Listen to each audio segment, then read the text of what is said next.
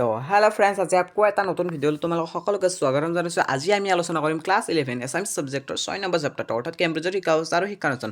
ইয়াৰ আগতে আমি 5টা চেপ্টাৰ আলোচনা কৰি লৈছোঁ, গিৱনলৈকে আমি আলোচনা কৰি লৈছোঁ। একদম কমপ্লিট এক্সপ্লেইন, একদম তোমালোকক যাতে বুজি পোৱা একদম সহজভাৱে আমি এক্সপ্লেইন কৰিছোঁ চেপ্টাৰবিলাক, আৰু লগতে আমি কনচেপ্টটো বুজাই দিছোঁ যাতে তোমালোকে একেলগে প্ৰশ্নখিনি বুজি পোৱা, অৰ্থাৎ তোমালোকৰ মেমৰাইজ হৈ যায়, তোমালোকৰ মুখস্থ হৈ যায়, যাতে এনেকুৱাকৈ বুজাইছোঁ একদম সহজভাৱে কনচেপ্টৰ লগতে। আৰু তোমালোকে এই ভিডিঅ'টো চোৱা হোৱাৰ পিছত আৰু বেলেগ ভিডিঅ' চাব নালাগে।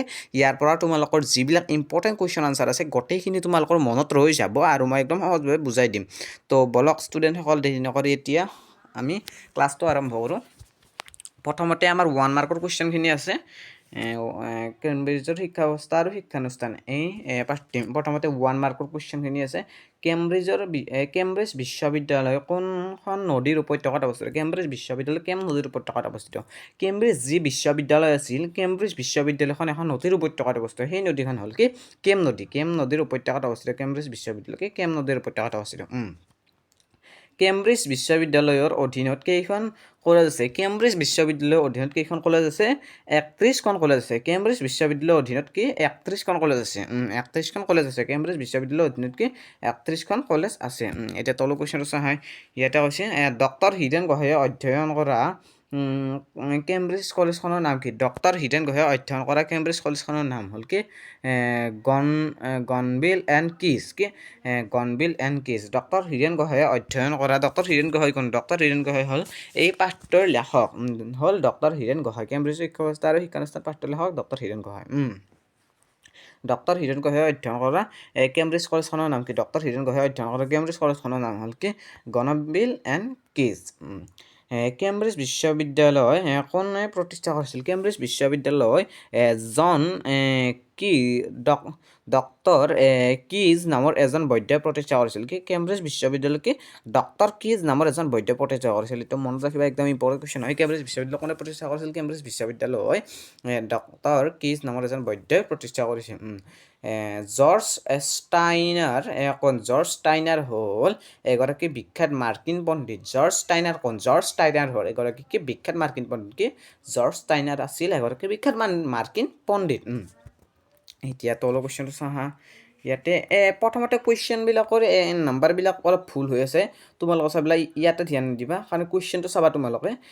গোহাঁইদেৱে ডক্টৰ গোহাঁইদেৱে কোনখন উপন্যাসৰ বাবে সাহিত্য একাডেমী বঁটা লাভ কৰিছিল? ডক্টৰ গোহাঁইদেৱে অসমত জাতীয় জীৱনত মহাপুৰুষীয় পৰম্পৰা নামৰ গ্ৰন্থখনৰ বাবে সাহিত্য একাডেমী বঁটা লাভ কৰিছিল। ইয়াতে কি কৈছে?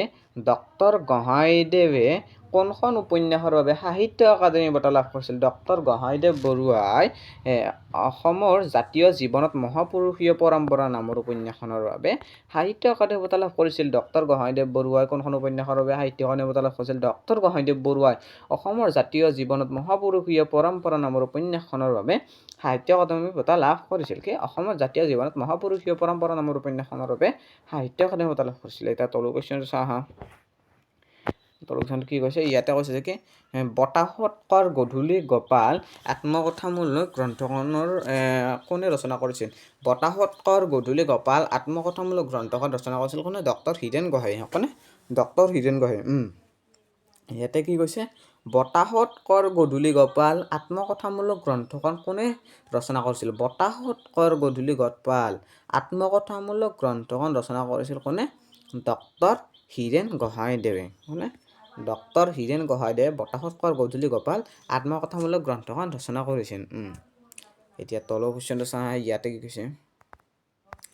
ইয়াতে কৈছে যে কি ডক্টৰ হীৰেণ গোহাঁইদেৱে কোন চনত সাহিত্য একাডেমী বঁটা লাভ কৰিছিল? ডক্টৰ হীৰেণ গোহাঁয়ে 1989 চনত সাহিত্য একাডেমী বঁটা লাভ কৰিছিল। ডক্টৰ হীৰেণ গোহাঁয়ে কোন চনত সাহিত্য একাডেমী বঁটা লাভ কৰিছিল? ডক্টৰ হীৰেণ গোহাঁয়ে 1989 চনত সাহিত্য একাডেমী বঁটা লাভ কৰিছিল। ডক্টৰ হীৰেণ গোহাঁয়ে কোন চনত সাহিত্য একাডেমী বঁটা লাভ কৰিছিল? কিমান চনত? 1989 চনত, অৰ্থাৎ 1990 চন হোৱাৰ 1 বছৰ আগতে ডক্টৰ হীৰেণ গোহাঁইদেৱে সাহিত্য একাডেমী বঁটা লাভ কৰিছিল। কিমান চনত? 1989 চনত ডক্টৰ হীৰেণ গোহাঁইদেৱে সাহিত্য একাডেমী বঁটা লাভ কৰিছিল।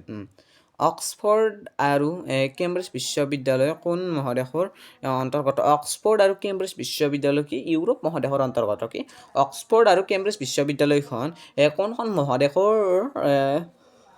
অন্তৰ্গত অক্সফৰ্ড আৰু কেম্ব্ৰিজ বিশ্ববিদ্যালয়খন কি ইউৰোপ মহাদেশৰ অন্তৰ্গত কি ইউৰোপ মহাদেশ অক্সফৰ্ড আৰু কেম্ব্ৰিজ বিশ্ববিদ্যালয় কোনখন মহাদেশৰ অন্তৰ্গত অক্সফৰ্ড আৰু কেম্ব্ৰিজ বিশ্ববিদ্যালয় কি ইউৰোপ মহাদেশৰ অন্তৰ্গত কি ইউৰোপ মহাদেশৰ অন্তৰ্গত কি ইউৰোপ মহাদেশৰ অন্তৰ্গত এতিয়া তলৰ কুৱেশ্যনটো চোৱা হয় ইয়াতে কৈছে যে কি ডক্টৰ হীৰেণ গোহাঁইয়ে গৱেষণাৰ উদ্দেশ্যে কিমান চনত কেম্ব্ৰিজ বিশ্ববিদ্যালয় গৈছিল ডক্টৰ হীৰেণ গোহাঁইয়ে গৱেষণাৰ উদ্দেশ্যে 1965 চনত কেম্ব্ৰিজ বিশ্ববিদ্যালয়লৈ যায় ডক্টৰ হীৰেণ গোহাঁইয়ে গৱেষণাৰ উদ্দেশ্যে তাৰমানে কেম্ব্ৰিজ বিশ্ববিদ্যালয় কিমান চনত গৈছিল ডক্টৰ হীৰেণ গোহাঁইয়ে গৱেষণাৰ উদ্দেশ্যে কিমান চনত কেম্ব্ৰিজ বিশ্ববিদ্যালয় গৈছিল ডক্টৰ হীৰেণ গোহাঁইয়ে গৱেষণাৰ উদ্দেশ্যে 1965 চনত কেম্ব্ৰিজ বিশ্ববিদ্যালয়লৈ যায় কিমান চনত 1965 চনত ডক্টৰ হীৰেণ গোহাঁইয়ে গৱেষণাৰ উদ্দেশ্যে কেম্ব্ৰিজ বিশ্ববিদ্যালয়লৈ যায় এতিয়া তলৰ কুৱেশ্যনটো চাওঁ ইয়াতে কি কৈছে ইয়াতে কৈছে যে কি কেম্ব্ৰিজ বিশ্ববিদ্যালয়ত নামভৰ্তি কৰাৰ আগতে ক'ত নামভৰ্তি কৰিব লাগিছিল কেম্ব্ৰিজ বিশ্ববিদ্যালয়ত নামভৰ্তি কৰাৰ আগতে প্ৰথমতে কলেজত নামভৰ্তি কৰিব লাগিছিল কৈছে নেকি কেম্ব্ৰিজ বিশ্ববিদ্যালয়ত নামভৰ্তি কৰাৰ আগতে তাৰমানে ক'ত নামভৰ্তি কৰিব লাগিছিল কেম্ব্ৰিজ বিশ্ববিদ্যালয়ত নামভৰ্তি কৰাৰ আগতে কি কলেজত নামভৰ্তি কৰিব লাগিছিল ক'ত কলেজত নামভৰ্তি কৰিব লাগিছিল এতিয়া তলৰ কুৱেশ্যনটো চাওঁ ইয়াতে কি কৈছে ইয়াতে কৈছে যে কি কেম্ব্ৰিজৰ শিক্ষা ব্যৱস্থা আৰু শিক্ষানুষ্ঠান নামৰ প্ৰবন্ধটোৰ লেখক কোন মই তোমালোকক আগতে কৈছোঁৱে কেম্ব্ৰিজৰ শিক্ষা ব্যৱস্থা আৰু শিক্ষানুষ্ঠান প্ৰবন্ধটোৰ লেখক হ'ল কোন ডক্টৰ হীৰেণ গোহাঁই কেম্ব্ৰিজৰ শিক্ষা ব্যৱস্থা আৰু শিক্ষানুষ্ঠান প্ৰবন্ধটোৰ লেখক কোন কেম্ব্ৰিজৰ শিক্ষা ব্যৱস্থা আৰু শিক্ষানুষ্ঠান প্ৰবন্ধটোৰ লেখক হ'ল কোন doctor Hiren Gohain doctor Hiren Gohain doctor Hiren Gohain কেম্ব্ৰিজৰ শিক্ষা ব্যৱস্থা আৰু শিক্ষানুষ্ঠান প্ৰবন্ধটোৰ লেখক কোন কেম্ব্ৰিজৰ শিক্ষা ব্যৱস্থা আৰু শিক্ষানুষ্ঠান প্ৰবন্ধটোৰ লেখক হ'ল ডক্টৰ হীৰেণ গোহাঁই ডক্টৰ হীৰেণ গোহাঁই কি ডক্টৰ হীৰেণ গোহাঁই এটা তলৰ কুৱেশ্যন চাই ইয়াতে কৈছে যে কি কেম্ব্ৰিজৰ শিক্ষা ব্যৱস্থা আৰু শিক্ষানুষ্ঠান পাঠতিৰ লেখকৰ কোনখন গ্ৰন্থৰ পৰা লোৱা হৈছে কেম্ব্ৰিজৰ শিক্ষা ব্যৱস্থা আৰু শিক্ষানুষ্ঠান পাঠতিৰ লেখকৰ সপোনৰ দিশচোৱা বনত নামৰ গ্ৰন্থৰ পৰা লোৱা হৈছে এই যে পাঠটি আছে কেম্ব্ৰিজৰ শিক্ষা ব্যৱস্থা আৰু শিক্ষানুষ্ঠান প্ৰবন্ধটি এই প্ৰবন্ধটি আমাৰ লেখক ডক্টৰ হীৰেণ গোহাঁইদেৱৰ কোনখন গ্ৰন্থৰ পৰা লোৱা হৈছে এইটো তাৰমানে ছেপাৰেটকৈ লিখা নাই আৰু তাৰমানে আগৰ এখন গ্ৰন্থৰ পৰা লৈ অনা হৈছে তাৰ পৰা আনি পেলাই ডক্টৰ হীৰেণ গোহাঁইদেৱে আমাৰ পাঠটি দিছে কিন্তু কোনখন গ্ৰন্থৰ পৰা আনিছে কেম্ব্ৰিজৰ শিক্ষা ব্যৱস্থা আৰু শিক্ষানুষ্ঠান পাঠটিৰ লেখকৰ কোনখন গ্ৰন্থৰ পৰা লোৱা হৈছে কেম্ব্ৰিজৰ শিক্ষা ব্যৱস্থা আৰু শিক্ষানুষ্ঠান পাঠটিৰ লেখকৰ কি ডক্টৰ হীৰেণ গোহাঁইদেৱৰ সপোনৰ দিশচোৱা বনত নামৰ গ্ৰন্থখনৰ পৰা লোৱা হৈছে এই চেপ্টাৰটো লেখকৰ ডক্টৰ হীৰেণ গোহাঁইদেৱৰ সপোনৰ দিশচোৱা বনত নামৰ গ্ৰন্থখনৰ পৰা কেম্ব্ৰিজৰ শিক্ষা ব্যৱস্থা আৰু শিক্ষানুষ্ঠান পাঠটি লোৱা হৈছে এতিয়া নেক্সট কুৱেশ্যনটো চোৱা হয় নেক্সট কুৱেশ্যনটো কি কৈছে ইয়াতে কৈছে যে ডক্টৰ হীৰেণ গোহাঁইৰ জন্ম ক'ত হৈছিল ডক্টৰ হীৰেণ গোহাঁইদেৱ অৰ্থাৎ কেম্ব্ৰিজৰ শিক্ষা ব্যৱস্থা শিক্ষানুষ্ঠান পাঠটিৰ লেখক ডক্টৰ হীৰেণ গোহাঁইদেৱৰ জন্ম কোন চনত হৈছিল ডক্টৰ হীৰেণ গোহাঁইদেৱৰ জন্ম 1939 চনৰ গোলাঘাট জিলাত হৈছিল ডক্টৰ হীৰেণ গোহাঁইদেৱৰ কোন চনত জন্ম হৈছিল ডক্টৰ হীৰেণ গোহাঁইদেৱৰ 1939 চনৰ গোলাঘাট জিলাত জন্ম হৈছিল অৰ্থাৎ কেম্ব্ৰিজৰ শিক্ষা ব্যৱস্থা আৰু শিক্ষানুষ্ঠান পাঠটিৰ লেখক ডক্টৰ হীৰেণ গোহাঁইদেৱৰ জন্ম কোন চনত হৈছিল ডক্টৰ হীৰেণ গোহাঁইদেৱৰ জন্ম হৈছিল কোন চনত 1939 চনৰ গোলাঘাট জিলাত জন্ম হৈছিল ডক্টৰ হীৰেণ গোহাঁইদেৱ এতিয়া নেক্সট কুৱেশ্যন যায় ইয়াতে কৈছে কি সাহিত্য সত্য গ্ৰন্থখন কোনে ৰচনা কৰিছিল সাহিত্য সত্য গ্ৰন্থখন ৰচনা কৰিছিল কোনে ডক্টৰ হীৰেণ গোহাঁইয়ে সাহিত্য সত্য গ্ৰন্থখন কোনে ৰচনা কৰিছিল সাহিত্য সত্য গ্ৰন্থখন ৰচনা কৰিছিল কোনে ডক্টৰ হীৰেণ গোহাঁইদেৱে সাহিত্য সত্য গ্ৰন্থখন ৰচনা কৰিছিল কোনে ডক্টৰ হীৰেণ গোহাঁইদেৱে সাহিত্য সত্য গ্ৰন্থখন ৰচনা কৰিছিল সাহিত্য সত্য গ্ৰন্থখন কোনে ৰচনা কৰিছিল ডক্টৰ হীৰেণ গোহাঁইদেৱে সাহিত্য সত্য গ্ৰন্থখন ৰচনা কৰিছিল কোনে হীৰেণ গোহাঁইদেৱে তাৰমানে সাহিত্য সত্য গ্ৰন্থখন ৰচনা কৰিছিল এতিয়া তলৰ কুৱেশ্যনটো চাই ইয়াতে কি কৈছে ইয়াতে কৈছে যে কি ডক্টৰ হীৰেণ গোহাঁইৰ গৱেষণা গ্ৰন্থখনৰ নাম কি ডক্টৰ হীৰেণ গোহাঁইৰ গৱেষণা গ্ৰন্থখনৰ নাম হ'ল tradition and Paradise Lost doctor Hiren গোহাঁইদেৱৰ গৱেষণা গ্ৰন্থখনৰ নাম কি ডক্টৰ হীৰেণ গোহাঁইদেৱৰ গৱেষণা গ্ৰন্থখনৰ নাম কি tradition and Paradise Lost doctor Hiren গোহাঁইদেৱৰ গৱেষণা গ্ৰন্থখনৰ নাম হ'ল কি ট্ৰেডিশ্যন এণ্ড পেৰাডাইজ লষ্ট কি ট্ৰেডিশ্যন এণ্ড পেৰাডাইজ লষ্ট আমাৰ লেখক কেম্ব্ৰিজ শিক্ষা ব্যৱস্থা শিক্ষানুষ্ঠান পাঠটিৰ লেখক ডক্টৰ হীৰেণ গোহাঁইদেৱৰ গৱেষণা গ্ৰন্থখনৰ নাম কি লেখক ডক্টৰ হীৰেণ গোহাঁইদেৱৰ গৱেষণা গ্ৰন্থখনৰ নাম হ'ল কি ট্ৰেডিশ্যন এণ্ড পেৰাডাইজ লষ্ট এতিয়া তলৰ কুৱেশ্যনটো চাওঁ ইয়াতে কৈছে যে কি বিশ্বৰ দ্বিতীয়খন প্ৰাচীন বিশ্ববিদ্যালয়ৰ নাম কি? বিশ্বৰ দ্বিতীয়খন প্ৰাচীন বিশ্ববিদ্যালয়ৰ নাম হ'ল ইংলেণ্ডৰ অক্সফৰ্ড বিশ্ববিদ্যালয়, ইউনিভাৰ্চিটি অফ অক্সফৰ্ড। স্থাপিত হৈছিল 1096 চনতে। 1096 চনতে স্থাপিত হৈছিল। ইয়াতে হৈছে বিশ্বৰ দ্বিতীয়খন, এইখন দ্বিতীয়হে, প্ৰথম নহয়। বিশ্বৰ দ্বিতীয়খন প্ৰাচীন বিশ্ববিদ্যালয়ৰ নাম কি? বিশ্বৰ দ্বিতীয়খন প্ৰাচীন বিশ্ববিদ্যালয়ৰ নাম হ'ল কি? অক্সফৰ্ড বিশ্ববিদ্যালয়, কি? University of Oxford. স্থাপিত হৈছিল কিমান চনত? 1096 চনত স্থাপিত হৈছিল। কেম্ব্ৰিজ বিশ্ববিদ্যালয় কেতিয়া স্থাপিত হৈছিল? কেম্ব্ৰিজ বিশ্ববিদ্যালয় স্থাপিত হৈছিল কিমান চনত? 1209 চনত কেম্ব্ৰিজ বিশ্ববিদ্যালয় স্থাপিত হৈছিল। কি? কেম্ব্ৰিজ বিশ্ববিদ্যালয় কিমান চনত স্থাপিত হৈছিল? কেম্ব্ৰিজ বিশ্ববিদ্যালয় স্থাপিত হৈছিল কিমান চনত? 1209 চনত। কি? 1209 চনত কেম্ব্ৰিজ বিশ্ববিদ্যালয় স্থাপিত হৈছিল। আৰু বিশ্বৰ দ্বিতীয়খন বিশ্ববিদ্যালয় কেতিয়া স্থাপিত হৈছিল? 1096 চনত স্থাপিত হৈছিল বিশ্বৰ দ্বিতীয়খন বিশ্ববিদ্যালয়। সেইখন নাম কি আছিল? অক্সফৰ্ড। সেইখন স্থাপিত হৈছিল 1096 চনত। আৰু কেম্ব্ৰিজ বিশ্ববিদ্যালয় কেতিয়া স্থাপিত হৈছিল? কেম্ব্ৰিজ বিশ্ববিদ্যালয় স্থাপিত হৈছিল কিমান চনত? 1209 চনত স্থাপিত হৈছিল। কিন্তু তোমালোকে চাই ল'বা। এতিয়া তলৰ কুৱেশ্যনটো চোৱা, ইয়াতে কি কৈছে? ইয়াতে কৈছে যে ডক্টৰ হীৰেণ গোহাঁইয়ে অধ্যয়ন কৰা কেম্ব্ৰিজৰ কলেজখনৰ প্ৰতিষ্ঠাপকগৰাকীৰ নাম। ডক্টৰ হীৰেণ গোহাঁইয়ে অধ্যয়ন কৰা কেম্ব্ৰিজৰ কলেজখনৰ প্ৰতিষ্ঠাপকগৰাকী কোন? ডক্টৰ হীৰেণ গোহাঁইয়ে অধ্যয়ন কৰা কেম্ব্ৰিজ কলেজখনৰ প্ৰতিষ্ঠাপকগৰাকী হ'ল ডক্টৰ কিজ নামৰ এজন বৈদ্য। ডক্টৰ কিজ নামৰ এজন বৈদ্য। ডক্টৰ কিজ নামৰ এজন বৈদ্য। ডক্টৰ হীৰেণ গোহাঁইয়ে অধ্যয়ন কৰা কেম্ব্ৰিজ কলেজখনৰ প্ৰতিষ্ঠাপকগৰাকী কোনে বনাইছিল? তাৰমানে ডক্টৰ হীৰেণ গোহাঁইয়ে অধ্যয়ন কৰা কেম্ব্ৰিজ কলেজখনৰ তাৰমানে প্ৰতিষ্ঠাপকগৰাকী কোনে বনোৱাজন, আৰু প্ৰতিষ্ঠাপকগৰাকী হ'ল ডক্টৰ কিজ নামৰ এজন বৈদ্য হ'ল কেম্ব্ৰিজৰ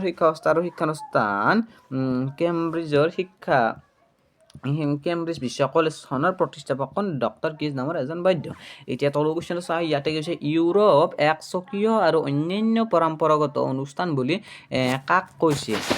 ইউৰোপ একচকীয় আৰু অন্যান্য পৰম্পৰাগত অনুষ্ঠান বুলি কাক কৈছে? অক্সফৰ্ড আৰু কেম্ব্ৰিজ বিশ্ববিদ্যালয় কৈছে। ইয়াতে কি কৈছে? কুৱেশ্যনটোত কি কৈছে? কুৱেশ্যনটোত কৈছে যে কি ইউৰোপ একচকীয় আৰু অন্যান্য পৰম্পৰাগত অনুষ্ঠান বুলি কাক কৈছে? ইউৰোপ একচকীয় আৰু অন্যান্য পৰম্পৰাগত অনুষ্ঠান বুলি কৈছে কি যে অক্সফৰ্ড আৰু কেম্ব্ৰিজ বিশ্ববিদ্যালয় কৈছে। অক্সফৰ্ড হ'ল বিশ্বৰ দ্বিতীয়খন প্ৰাচীনতম বিশ্ববিদ্যালয়।